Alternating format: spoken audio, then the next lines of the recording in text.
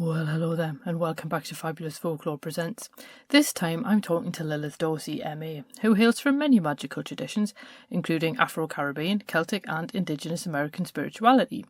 Their traditional education focused on plant science, anthropology and film at the University of Rhode Island, New York University and the University of London, and their magical training includes numerous initiations in Santeria, also known as Lucumi, Haitian Vodoun and New Orleans Voodoo. Lilith is also a Voodoo Priestess and in that capacity has been doing successful magic since 1991 for patrons, is editor/publisher of Oshun-African Magickal Quarterly, filmmaker of the experimental documentary Bodies of Water, Voodoo Identity and Tranceformation, co-host of the Pop Occulture Show on YouTube and choreographer/performer for jazz legend Dr. John's Night Tripper Voodoo Show. They have long been committed to providing accurate and respectful information about the African traditional religions and are proud to be a published black author of such titles as 55 Ways to Connect a Goddess, the African-American Ritual Cookbook, Love Magic, Orishas, Goddesses and Voodoo Queens, Water Magic, the newly re-released Voodoo and African Traditional Religion and Tarot Every Which Way, which is now available. So in this chat we talk about tarot, some New Orleans lore, and why the city has such an unusual reputation, and why people are so drawn to love magic. Enjoy! Hello there and welcome to Fabulous Folklore, the podcast for all things folklore, occult and just a bit weird. I'm your host Icy Sedgwick, blogger, fantasy author and your guide into these rather mysterious realms. I've got some rare things to show you, so come on in, take a look around, but be careful not to touch anything. These things sometimes bite. Hello and welcome to Fabulous Folklore. How are you doing? I'm doing great. Thank you so much for having me on. Oh, this has been a long time coming, because as you said before we started recording, we've been in each other's orbit for quite a long time. So yeah, I will keep the fangirling to a minimum. I'll try to. I'm going to reciprocate a little bit, I tell you. Awesome. So obviously we're here to talk about your latest book, because you do have many available, Tarot Every Which Way. And what would you say was your goal with writing this one?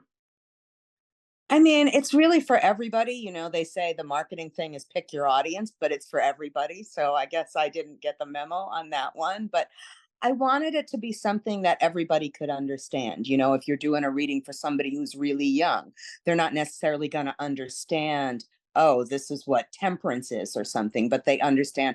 I have a recipe in there for temperance cookies, which are just like these beautiful, like art decorated cookies that look like slices of geodes. You know, you're going to understand the beauty of that and the nourishment of that and how temperance and art work together. So I wanted to be able to create something that would work for somebody no matter what stage of life they were in, what stage of, anything really.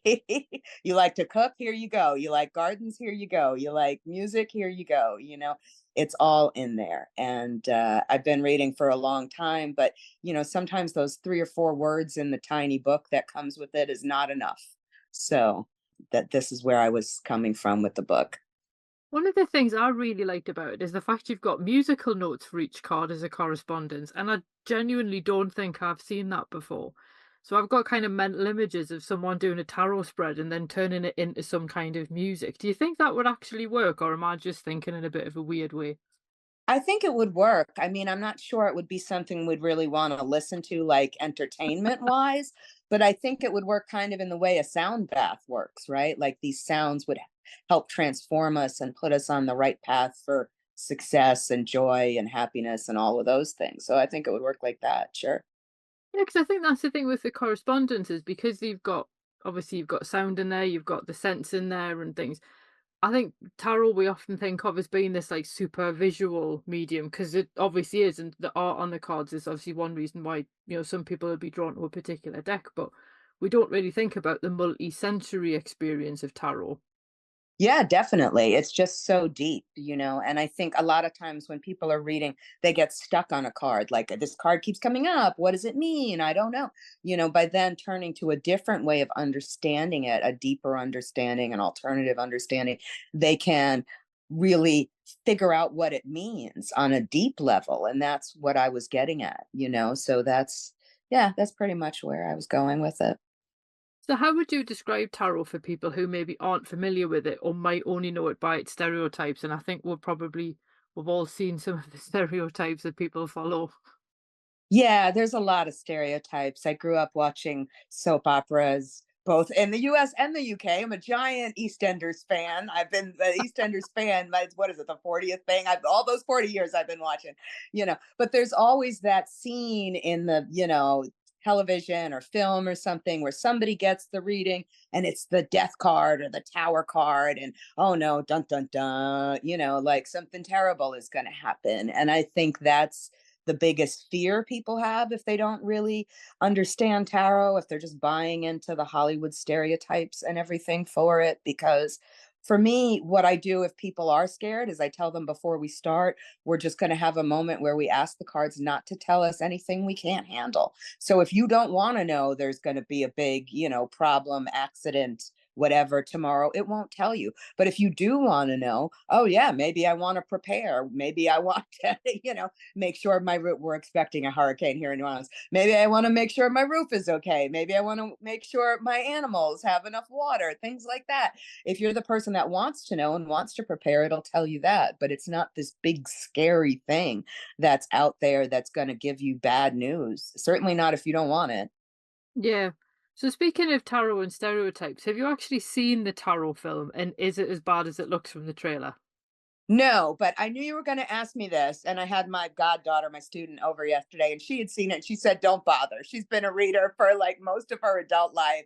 And she said the same thing that I was just talking about, dun dun dun, predicting death and terror and everything for everyone in the movie. So no, it just sounds terrible. I saw they had an opening where people were dressed as tarot cards and jumping out at people as they walked into the theater. And once I saw that, I was like, no, no, your marketing is that tarot's going to attack you on your way to find your seat in the cinema. No, no, I'm not all about that. Oh, that is really weird. I remember coming across it as a weird place where you'd find tarot. There was a comic book of the X-Men, and you know how Gambit does that thing where he charges up the playing cards and then throws them. Hmm. And he ends up with a tarot deck, but because it's pictured as actually being alive, he can't charge it up, and it becomes this whole thing where he's trying to get this evil tarot deck off someone. And on one hand, it was kind of cool because it's Gambit, and on the other hand, it was like, oh, okay, you've gone down that path, have you? And it was kind of like I can't decide if I'm disappointed by it or not. It's interesting. I love that. Like, I have a YouTube show called the Pop Occulture Show. So we do a lot of things about occult and pop culture. And we did a tarot show, and it was all these different weird instances. We had Richard Kaczynski on. He does weird Toth tarot sightings, like, got all these things. And it was very entertaining. It pops up in a lot of interesting places. And I think that just says how important it really is as this both mysterious unknown and something that a lot of us do rely on as a tool to help us live better lives and function better. Yeah, absolutely. And I know that you've got obviously that background in film. So, and we've talked about tarot, but what would you say is the best film in terms of the depiction of like witchcraft more widely? And what is the absolute worst? Okay, well, I love Eve's Bayou, which is less witchcraft and more hoodoo and Louisiana kind of. I wouldn't necessarily say voodoo, but conjure, those kinds of things, traditional Black people magic. And everybody I know that practices an African traditional religion absolutely loves that film because it has that scary thing, like be careful what you wish for. I always said that's like, folklore 101. So it has this thing where she's trying to use her psychic energy, she's trying to use magic to solve her problems, and it never works. And I think that that's something that anybody who's been practicing witchcraft for a long time really understands. You can't just wish for all your problems to be solved, because then you'll get more problems, or like the monkey's paw, it'll come and bite you in the whatever. So I think, but also the way she conceives of magic is really interesting to me too. And all the magical characters in it are interesting. They've got the wild swamp woman witch, which you could internalize that to any culture. The old person who's living in the woods by herself, who knows all the secrets and the mysteries. It's got her auntie who just does these cute little readings for neighbors and stuff. And then you've got her, this young girl that's coming into her own psychic energy and power and what that means. So I think in a way it almost shows these three stages of life as you're progressing on your path. And I find that fascinating. And Cassie Lemons was the director. It was the first Black woman major studio Hollywood film that was act ever, so that's pretty good right there. So that's the one I love. The one I hate, there's so many that I hate. What I mean? What is that? The Halloween 2 or Halloween 3, where it's 3 more days till Halloween, Silver Shamrock, and they're calling it Samhain and stuff like that. It's just ridiculous. Samhain. It's just so bad. It's so bad. So I don't like that. And as much as I love Jennifer Tilly, the whole Chucky franchise about Damballa and these voodoo words it's so terrible. Like, please don't do this to us anymore. If it was a mainstream religion, there's no way they'd get away with it. But it's like, oh, voodoo's a joke or witches are a joke, let's just do this, and it's not right. Yeah, I think the worst one I can remember that like I haven't blocked out was the Hammer One, The Witches. That I think Yes. had Joan Fontaine in it, and I know it's become like a folk horror classic, and I'm like, Hmm. why? I just really don't Yeah. get it. No, it's true. It's true. I like the more positive things, I obviously, and I think that folklore in a way is how we learn. It's how we teach our kids and things like that. So many of us grew up with these stereotypes, and we got to do better, right? Like, I feel like our generations that are coming up now should really see something different, and I hope they will, but it don't look good. Do you think that things like Buffy were helpful, or did they just set up really unrealistic expectations for what people could actually do with magic? I think it's helpful. I mean, I think it's in this, fantasy genre, so that allows it to do more things with it. And I know somebody who was one of the consultants for witchcraft on it. So it was one of the early things that actually did pay somebody who was a magical person to advise and stuff like that. And there's bits of it that we all would relate to. I love that part about Willow with the yak cheese in her bra. There's always some weird stuff that we're doing because of magic. What? I've got yak cheese in my bra. Shut up, it's magic.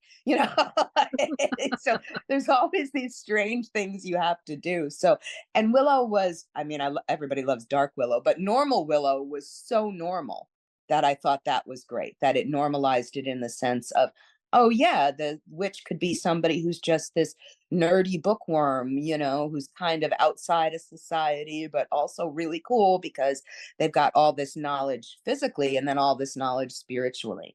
So I thought that was an interesting tactic. I mean, I stand Buffy forever.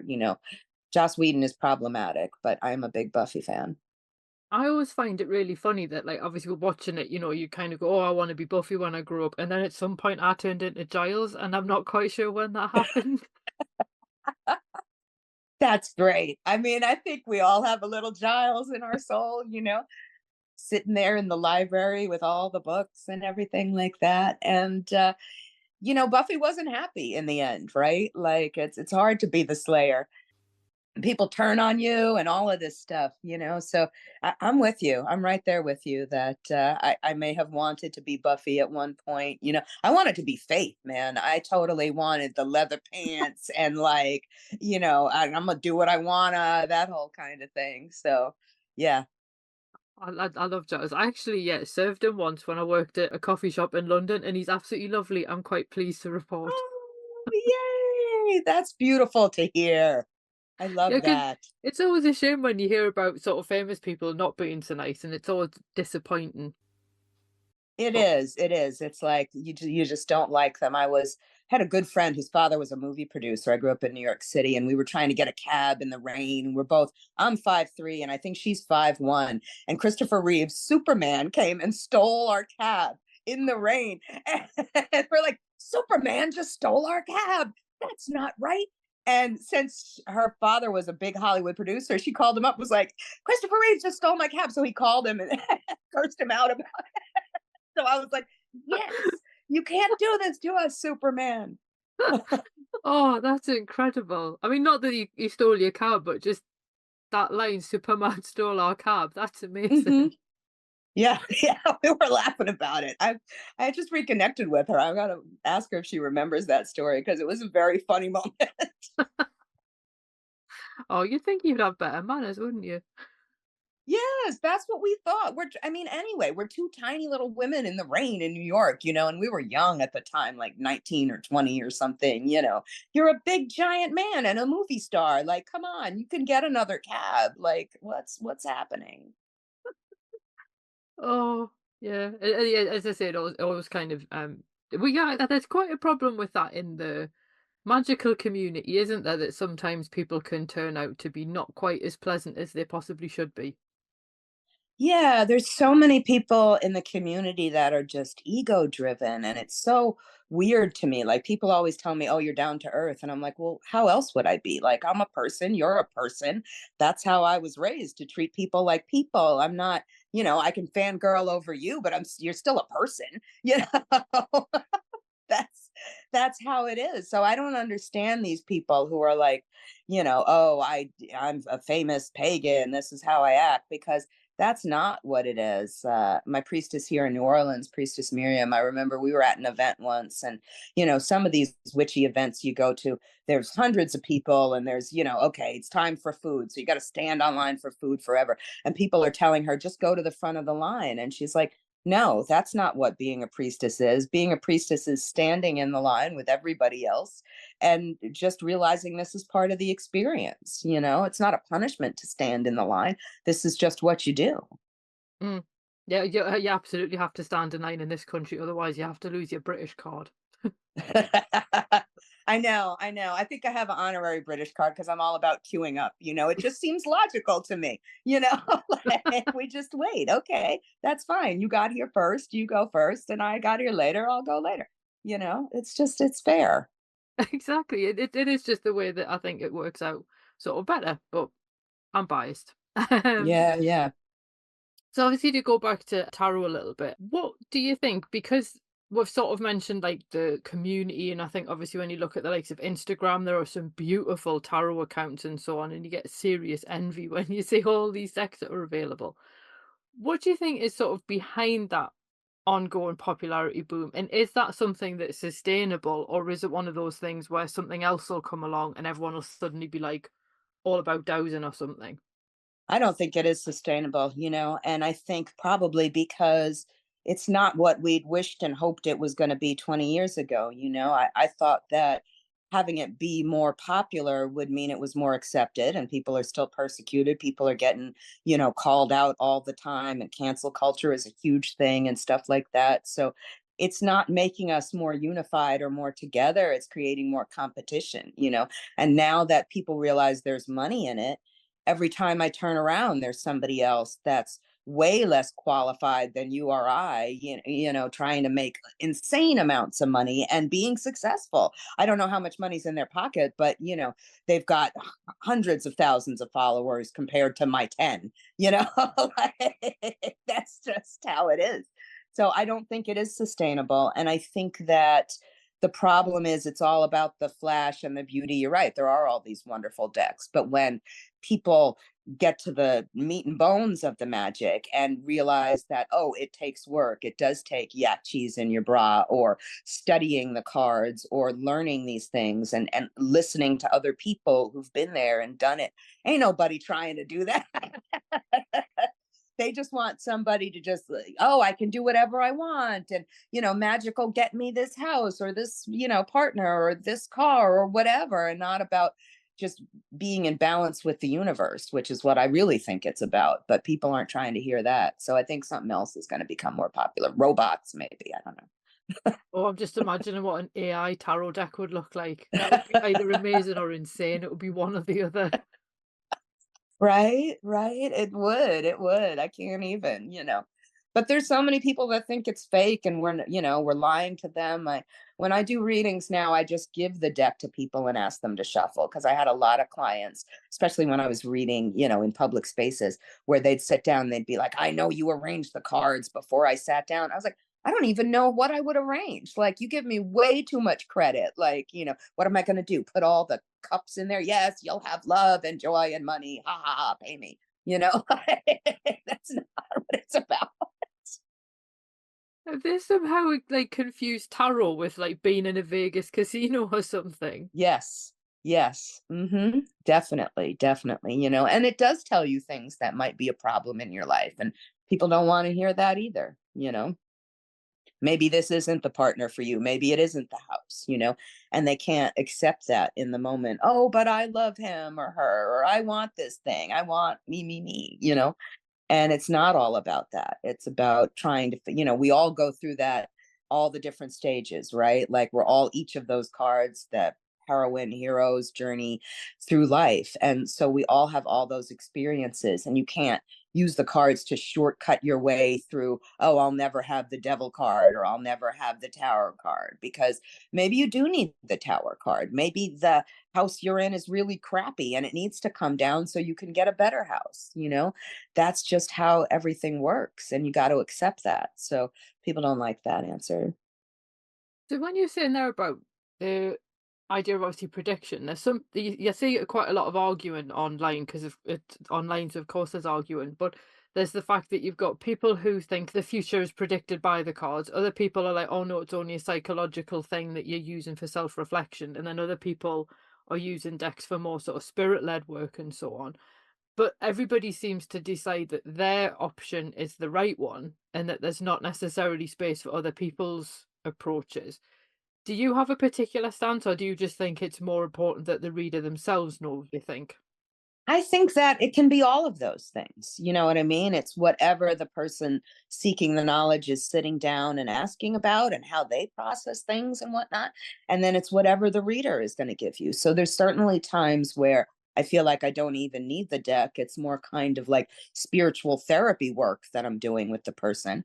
And then there's times where something is going to happen. Maybe this person's stressing about money and they're going to have some money coming. So that's, the cards are going to tell them, wait a minute, you don't need this anxiety. The money's going to be fine, that whole thing. I did a reading once. Oh my gosh, I was at this event. It was so ridiculous.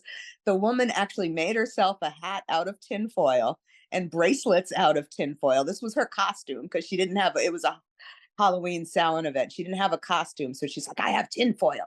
And then she proceeds to tell me that she's a psychiatrist.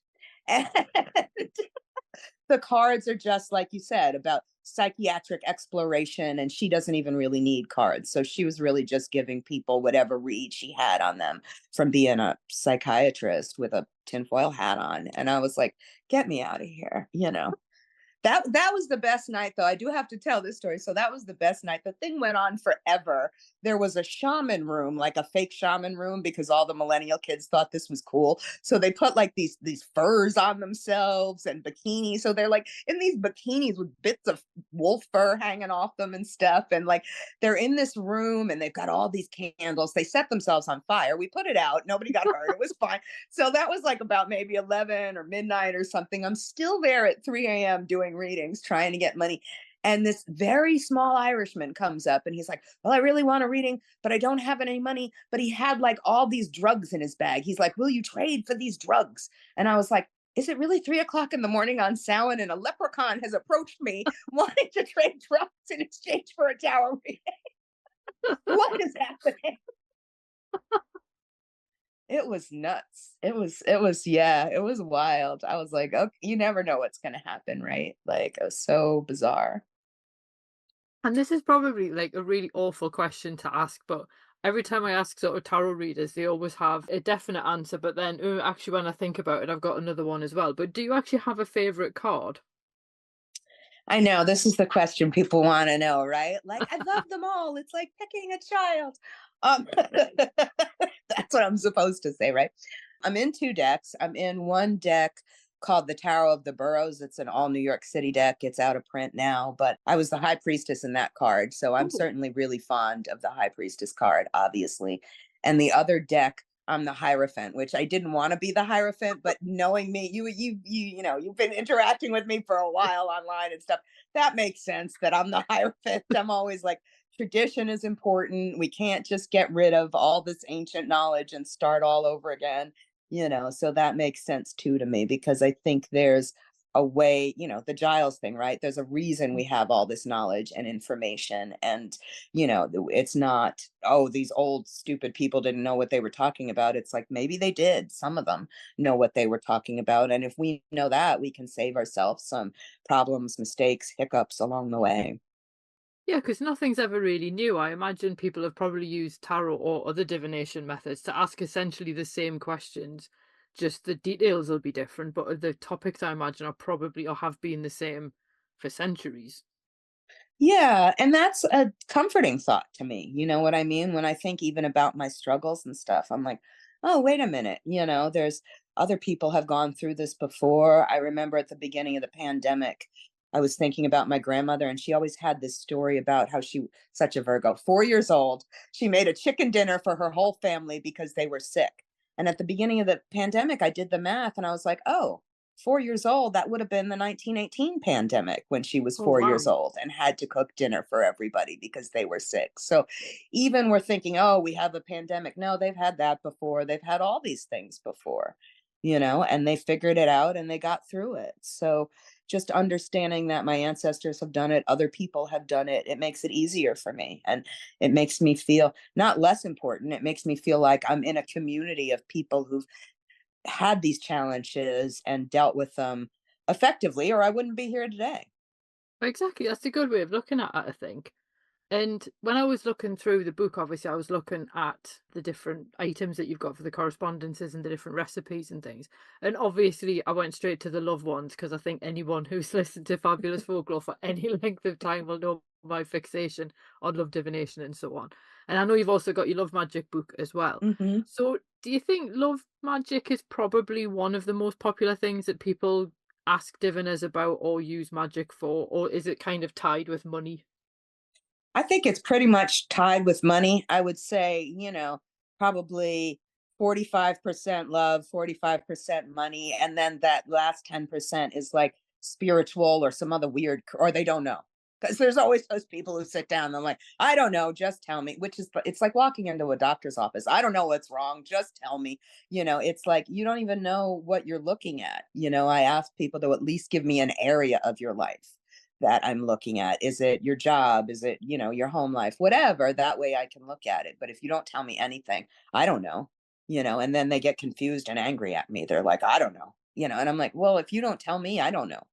Mm.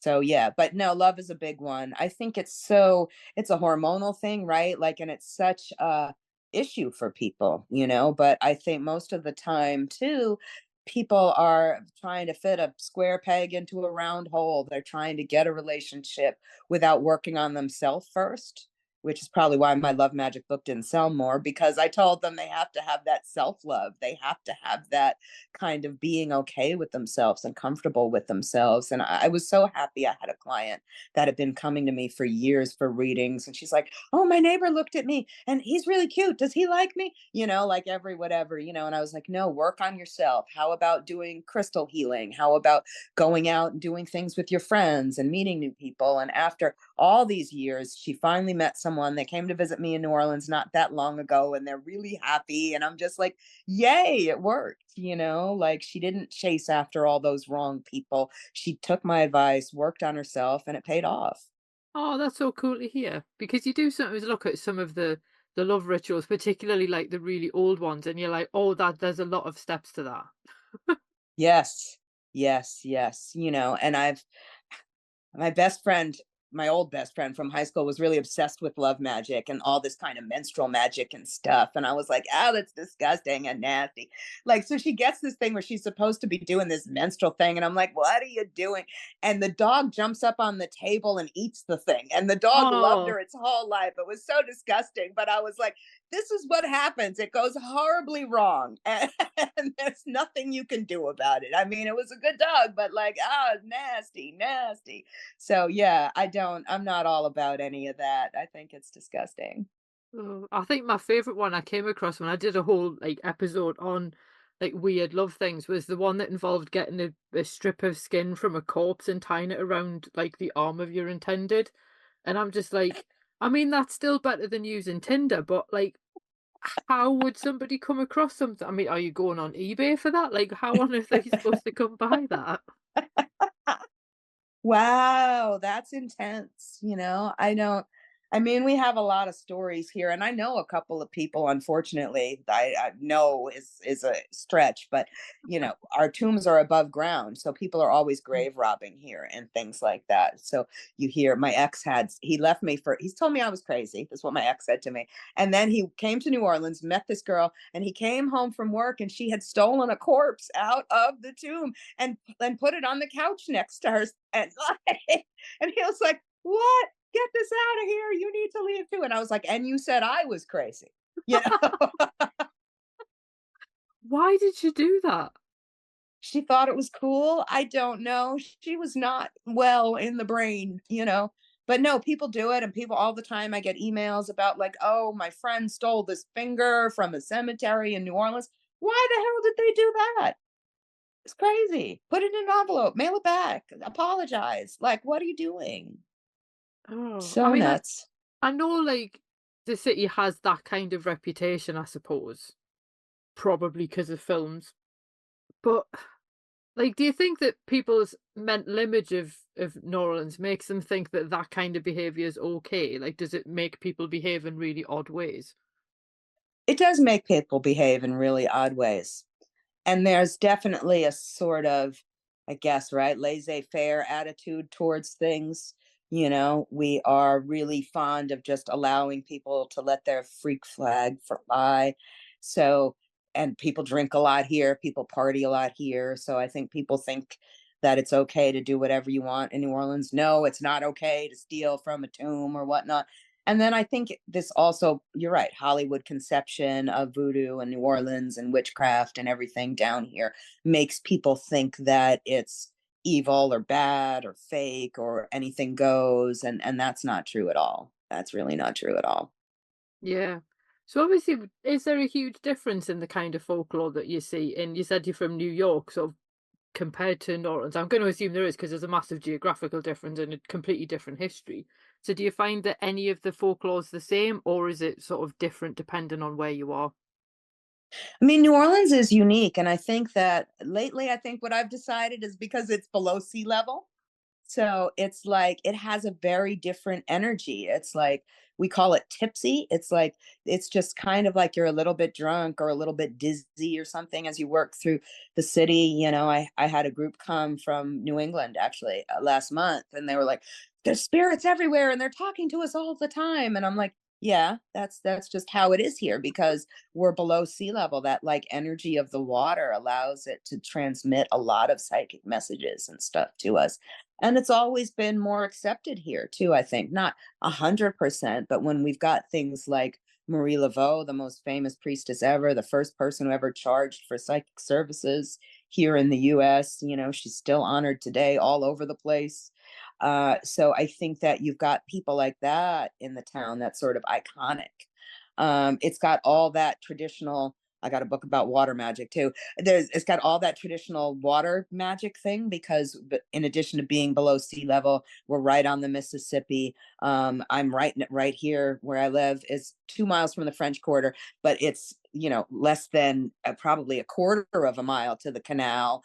I can go maybe a half hour away and there's the lake. So it's like there's all this water around here. It's not just like we're below sea level.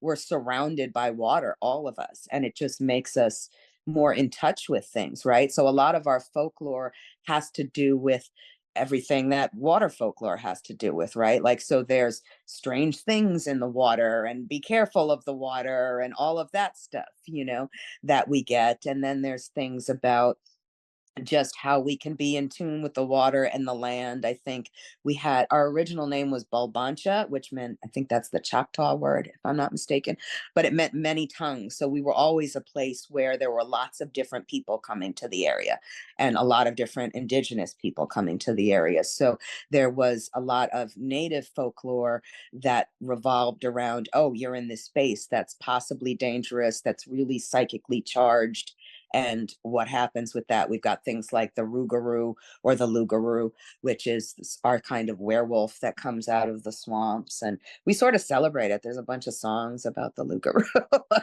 It's the Lugaroo. It's going to get you. Yeah, like things like that. So, and that's very different than New York. Or I did an event in New England a couple of weeks ago, and they were talking about the puckwudgies, which I had forgotten about that. When my daughter was little, we used to read about the puckwudgies. They're kind of these scary, weird, dwarf and elfish things that come out of the trees. And that's what you get more up north, this kind of like forest folklore as opposed to swamp folklore. Yeah, I was talking about this with someone at work the other day, and I think because of Stephen King, I have like a very, very specific mental image of what the folklore in that kind of area will be like, and it's just thanks to Stephen King books, really. Well, he did tap into something, you know what I mean? Like he tapped into some of that feeling. I think Lovecraft too, my grandparents were from uh Rhode Island, or they went to school. One of them went to school in Rhode Island, the other one was from Rhode Island. So there was a big kind of thing there with that Lovecraftian bizarre thing. And I think it probably predated Puritanism, but Puritanism didn't help it having such a repressed society. Like it allowed for other weird, dark things to flourish because you need balance in the universe, right? So there has to be an opposite. So there's lots of weird, dark, creepy, hidden things up in New England, whereas in New Orleans, we have parades about it, and like, we write songs about it, and we dance around with them. That's pretty much how we handle these things. Oh, that does make it sound like a really cool place to visit. One of my friends lives there, and I'm like, should I go and visit, or would I just not be able to handle the heat? Oh no, you should come and visit. Don't come in the summertime; No. it's oppressive. But I know my daughter spent a semester in London, and she's like, "It's 85 degrees. They're telling us to drink water." I'm like, "Oh, okay, all right." Yeah, I mean, where I am, we get excited when it gets into double figures. So, Yeah, see. Yes, yes. That's what Yeah, yeah, no, it's getting extreme, but it's good. You should come for Chewbacca's. That's our like sci-fi parade. So there's 200, and I think it's over 220 different subcrews. So each one is dedicated to a different sci-fi thing. So you have like people dress up in pink Chewbacca suits. They have dancing Princess Leia's. There's a Red Dwarf crew that I nice. was like, "What? This is for Red Dwarf? I thought I was the only one in the US that was watching Red Dwarf." So like that's fantastic. There's a Women of Wakanda that I'm joining. We all dress up like Wakanda warriors, like so it's a lot of fun. And that's before Mardi Gras. It's like 2 or 3 weeks before Mardi Gras. So it's not the madness of Mardi Gras. It's a smaller parade. It's a walking parade, but it's so much fun. That does sound awesome. It's quite funny that you mentioned Red Dwarf as well, because that picture behind me is actually a signed picture of Ace Rimmer. Oh, yes. Yay. Fantastic. I must be psychic. I could see behind you. Smoke me a kipper. Yay. Oh yeah, that I mean that's the kind of TV you just don't get now. No, it's so true. I was just saying to somebody, I got to rewatch it again. It was just so good. So good. Yeah, I must admit I'd probably be able to handle AI if it was more like Holly and I sort of felt like it was vaguely like incompetent rather than just rubbish.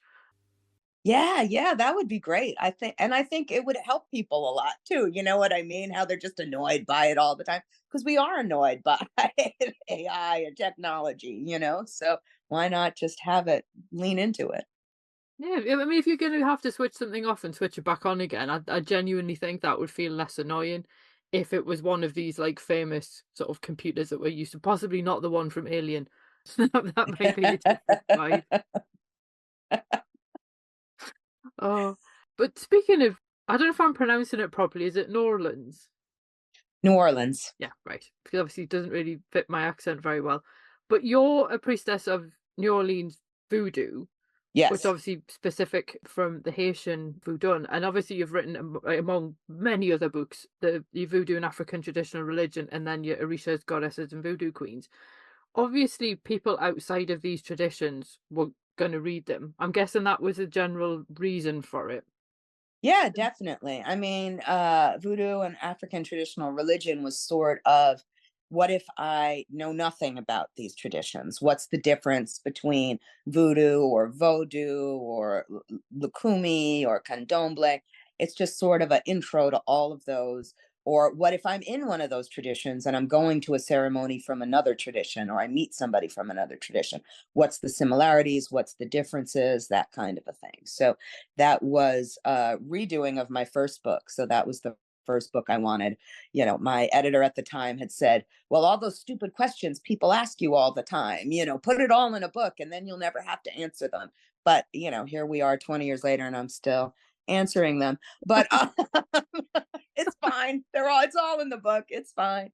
And my Voodoo Queens book is more of a, homage to the divine feminine, and I wanted, so many of us got stuck with this kind of, history, right? Pale, stale, and male. I keep saying this. It was written by people who were not like us in any way. And we spent so many years in school listening to this, learning this, memorizing it in some cases. And there's huge gaps in everybody's knowledge about African history and Afro-diasporan history. And I just want everybody to sort of do a little bit of equalizing and read it. I get a lot of, oh, well, I don't want to appropriate, I can't read it. But you have to know what's happening. We were forced to read those other things. So everybody should take it on themselves to understand and learn about these traditions a lot, and even if somebody's okay, I'm not saying run out and practice it or set up your own Instagram store and make $1 billion off of it.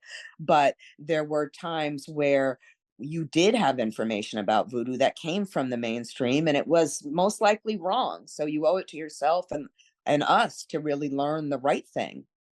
I suppose because there's a lot of discussion online about open traditions versus closed traditions, and obviously some of them are closed for like an absolutely justifiable reason, and you think, of course, they should be. Was it difficult then knowing what to include in the book and what to leave out based on how far into the tradition somebody might get? Yeah, it was hard. And I think before I started writing, it was even harder because I wasn't even sure I would be allowed to write. And I remember going to my La Regla Lucumi / Santeria priestess and asking her if I could write. And she did the reading and it came back that I could write. And we were both sort of amazed. We were like, oh, okay. And I don't put anything, I'm not the first person to write about any of this stuff. I mean, the book probably did better than a lot of those other books out there, but I'm not the first person that's going to tell you that the first thing you need to do is to have a lave tete or a rogacion, which is like a voodoo baptism where you get cleansed off. And that's when the spirits, the energies, the gods and goddesses can finally see you. So it doesn't matter if you had a dream about them. It doesn't matter if your grandma was a priestess or whatever. In the religion, you have to have this ceremony in order to be able to separate what's just nonsense and noise coming at you and what's a genuine voice guidance from the tradition. So people don't like that information either, but it's the truth. So I'm not the first person to write about that. I'm certainly not the last person to write about it. So I think that for me, the older I get, the more I realize it is experiential. We have a saying, you can't get awo or spiritual knowledge from a book. So I write a lot of books, but the magic is in the doing of it. The magic is in the doing of it in the right way. So with the right intent and the right mindset, that's really important too. So it's not just a recipe of, oh, I take an egg, I take flour, I take sugar, and then it makes a cake. It's not that. It's having the right mindset when you put these things together and setting up the space the right way and having the right people with you helping you and the right ingredients and all of those things coming together in order for the magic to happen. So yeah, that's where I am with it now. So do you think it does come down to the fact that a lot of people would rather just kind of feel like they were absorbing the information by osmosis by reading it rather than getting their hands dirty? Oh, definitely. People are so lazy. Every day, I literally every day I get somebody, oh, well, there's nobody here to teach me in my town, and they live in the middle of nowhere or whatnot. And I'm like, look, I lived in New York City and I finally moved to New Orleans because I was coming down 5 or 6 times a year to see my priestess, to, for Mardi Gras, to see my friends, all of these things. And I was like, I traveled over 1,000 miles 5 times a year for decades in order to see my spiritual teachers. So just because you don't have somebody 5 minutes down the road, that's not an excuse. Like if it's important enough to you, you will find the right teacher. And it's not just like you can go into a fast food restaurant and get a burger and it'll be fine. If this is a teacher, this is somebody who's like we call them godparents. It's like getting a spiritual set of parents that are going to guide you through the rest of your life. So you don't necessarily just want the person 5 minutes down the road, even if there was one, because maybe they don't have your best interests at heart, or maybe you don't trust them 100%, but you do need to trust them 100%. And you need to be open and honest with them. You need to be able to say, my godson, once I was in the middle of an interview and he's texting me, he's like, oh, I think I got a sexually transmitted disease from this guy I saw last night. And I was like, please tell me that's not showing up online. And I'm so trying to keep it together and not laugh hysterically. But I'm proud of him that he trusted me enough to tell me that. He was fine. He didn't have anything, you know. But you can't have somebody that you're scared of. You can't have somebody that's not helpful. You have to have somebody that you really trust, you know. And they really are like my extra kids, my god kids, you know. They really, I had 3 of them here yesterday. They really are here to help me and support me, and just take care of things, and I help them and support them and take care of things that they need. It goes 2 ways. Yeah, I think there was something that I think Althea Sebastiani was talking about, that people need to vet their teachers sort of Yes. before working with them, because I guess like it's different. Like I teach at a college. Like if a student doesn't like me, oh well, they're stuck with me for a year. But that's teaching graphic design. How hard can that be? It's not. It's not like hopefully potentially not dangerous unless something's gone drastically wrong. Whereas I suppose when you're looking for a teacher in something where things can go wrong, you obviously want someone who also knows what they're doing to potentially get you out of the odd scrape as well. Yeah, definitely. Definitely that has to happen. Although that was the thing I loved about being at university, because there is a structure, you know what I mean? Like, oh, okay, even if I do hate this professor or they're horrible, I can either drop the class or I can go above their head and complain. And we can kind of do that in our tradition too. Unfortunately, only one of my godmothers, Priestess Miriam, is still alive. My godmother from Haitian Vodoun, Bonnie Devlin, has passed, and my godmother from Lucumi, Lucumi, Oshun-African she's no longer with us either. So it's sad that I don't have these very important women who were in my life for a long time, but they're still with me in spirit and they can advise me. But if it does go wrong, you do go to their godparents, you do go to their teachers. But you really do have to 100% trust them. I sat on a witchcraft panel last year where they were like, oh, well, if your teacher tells you something you don't want to do, then leave, because that's not what this is about. And I'm looking at them, I'm like, you're an idiot. Like, I'm not saying they should tell you to break the law, but they're going to tell you things that are uncomfortable. Like, if you want a better job, I'm going to tell you, no matter what your reading says, I'm going to tell you, you need to apply for a better job. You need to make phone calls. You need to send out resumes. Like, maybe you don't want to hear that. Maybe that's not happy news for you, but that's what has to happen if you want a new job. And all of life is like that. You have to take actionable steps towards what you want. And if just because my teacher all the time tells me things I don't want to hear, and I just accept it. I mean, my Santo godmother, every time I got off the phone with her, I was crying, because I so thought this was the love relationship for me, or I so thought this was the job for me, or the house for me, or whatever it was. And it wasn't. And I'm in a better place now. But when you're in that moment where things are so important and you think it can only go this one way, they're there to tell you there are other ways to deal with it. And it might not be what you want at the time, but it's definitely better for you if you just sort of let it go and take positive steps towards getting something better the next time around. Yeah.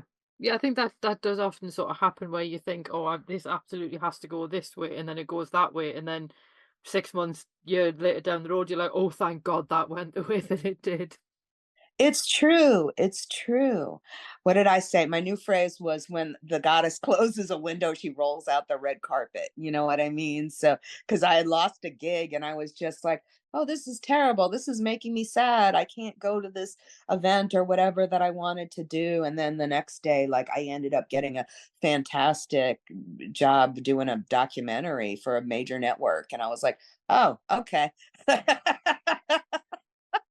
I'll stop Lovely. complaining that I didn't get to go in the woods with the mosquitoes where there was no pay, because I'm going to LA on a plane in a fancy hotel and a chauffeur and all of this. Like, okay, never mind. I'm sorry. I'll shut up now. Oh, I love that. But speaking of documentaries, you've just been to Benin as well, haven't you? So tell Yes. us about that project because it sounds amazing. And how did the trip go? It was fantastic. I just had such a lovely time. It was my first time in Africa. I went as part of an organization that I work with here called New Orleans National Voodoo Day. And we are our mission was to go over there and partner with Benin because they have a Voodoo Day celebration, gets over 2 million visitors. They go to all the different sites of the slave route, and then it ends at the point of no return on the water, and they leave offerings and have ceremonies all the way along the way. So we have pretty much the same thing. Ours starts at the water on the Mississippi where the first slave ship docked, and we leave offerings at all different sites throughout New Orleans, and then we have a big ceremony at the end. So we had gone over as part of, they did a voodoo colloquium that I spoke at, which was fascinating. I talked all about, it's actually similar to a talk I just did for the American Academy of Religion, but about online voodoo and how do we separate the good people from the bad people, and we don't have the checks and balances online the same way we did in a village 400 years ago. If somebody was talking crap, we would just go and yell at them in their face, and the old ladies would come and be like, don't listen to this dude.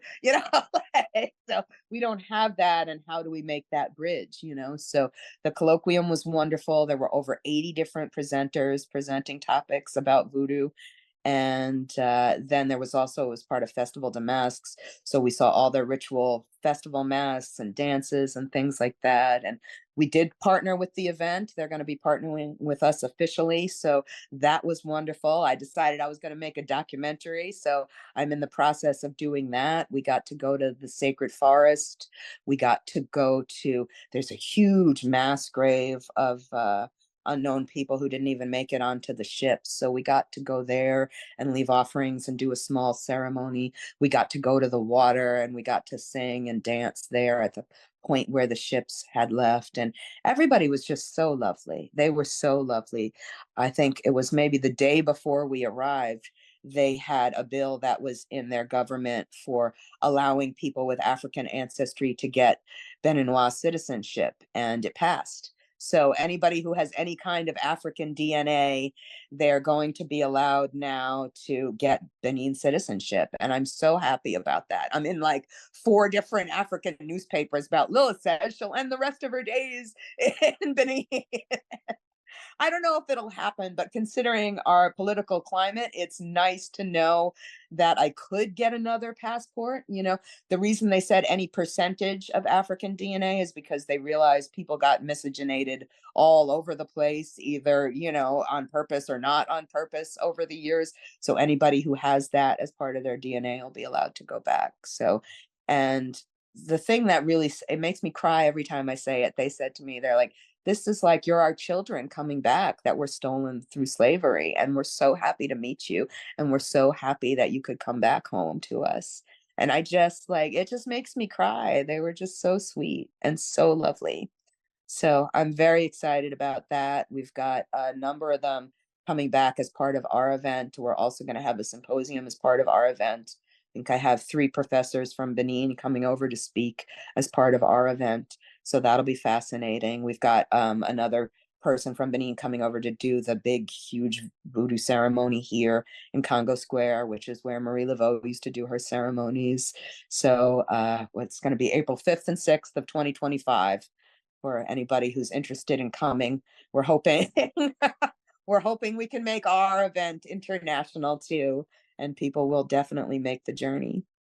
Oh, that all sounds really cool. So when's your documentary going to be out? Do you know? I'm working on it.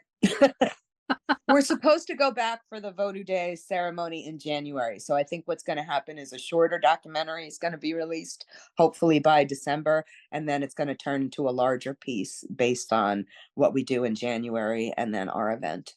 Oh, cool. That'll be good. So is that what you're working on now, or have you got anything else in the pipeline? I've got so many things going on. I can't even. It's a lot for me. It's a lot, you know. I mean, obviously, October, big month for witches. So I've got a lot of online events people can find me doing. I am also the emissary for the Endless Night Vampire Ball here in New Cool. Orleans.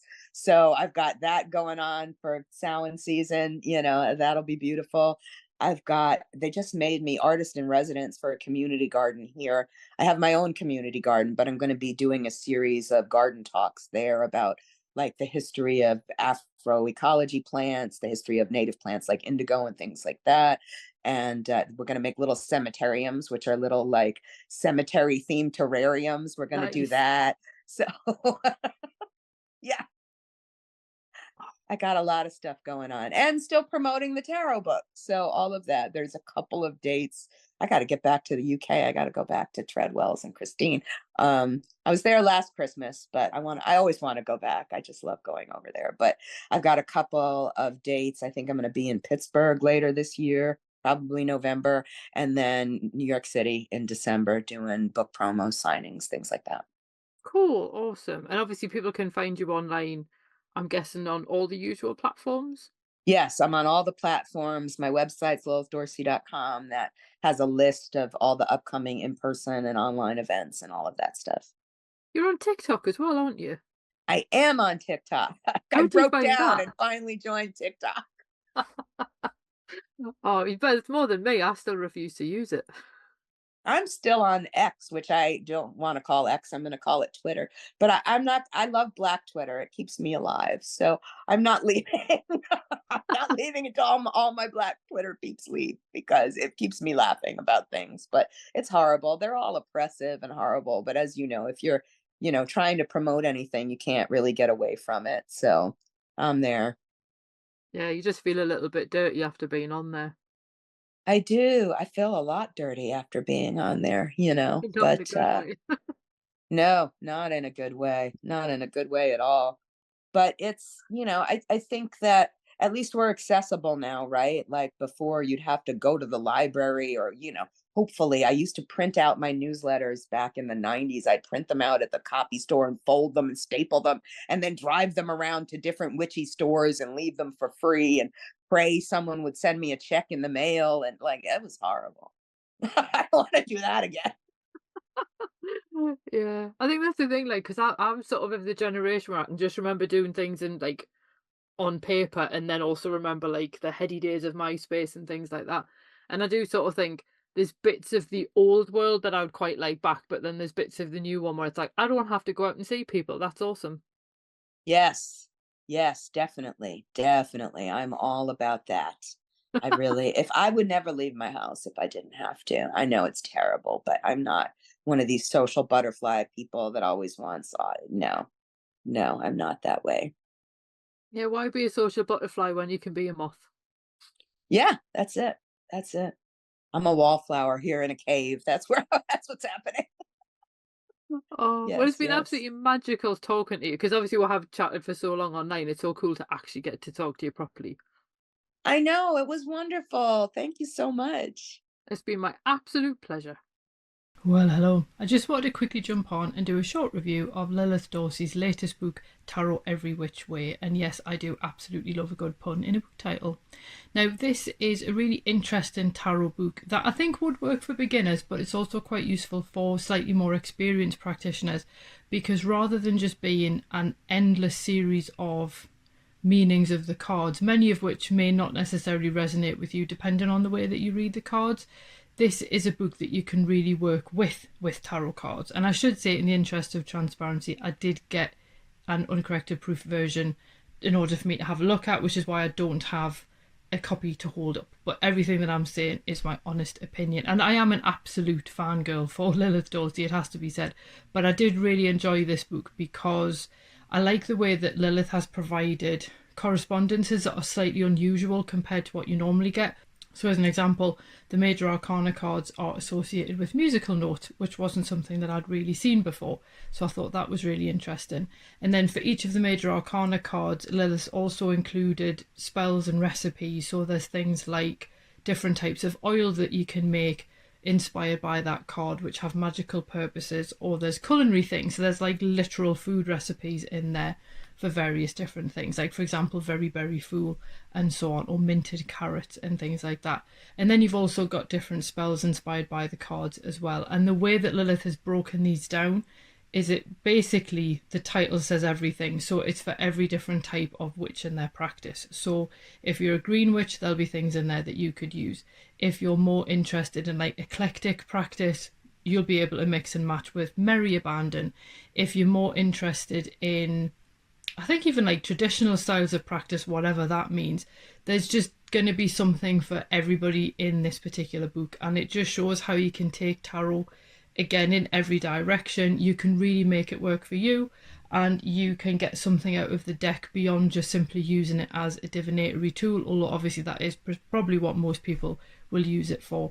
So I really like the new perspectives that Lilith provides on the cards as a result. And I think in some ways, as I was reading it, obviously everyone has favourite tarot cards and so on, and I was gaining a new appreciation of cards that I maybe don't really like, just simply by reading the write-up of the card and then what it's associated with and things like that. So if you feel that your tarot reading maybe needs a little bit of a jolt or a little bit of a new shot of caffeine, as it were, then this book would be a really good excuse for you to do any of those things.